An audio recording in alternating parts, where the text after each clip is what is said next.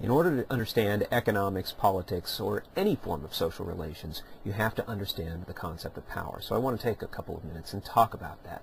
There are 5 types of power that I want to talk about. The first is coercive power. Coercive power just basically means that you have enough strength that you can get other people to do what you want to do. Like George Bush would say when he was president, I will nuke you with my nuclear weapons if you don't do what I say you should do. That's an example of coercive power.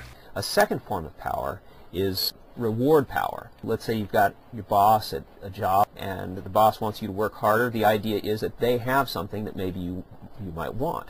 So it's like, hey, I will give you a raise if you do the work that I want you to do, right? That's reward power. A third type is legitimate power.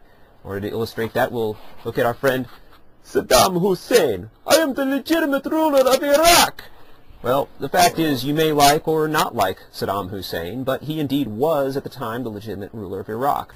Whether or not you like Barack Obama, he is the legitimate leader of the United States. So the question isn't necessarily how did they get in power, or whether or not they're well liked, or even whether or not they have power. The question is, are they recognized as having power, and thus are they able to exercise the power that is associated with the office and the position that they hold?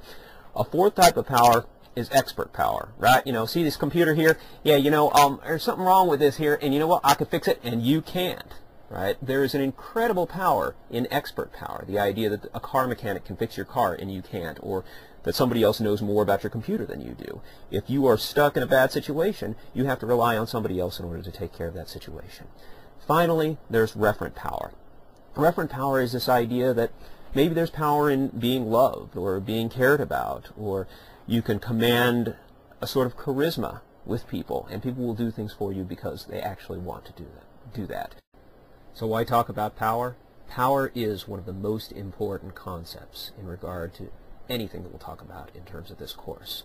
It is absolutely important understanding how people get things socially, how they get things politically, and of course how they get things economically.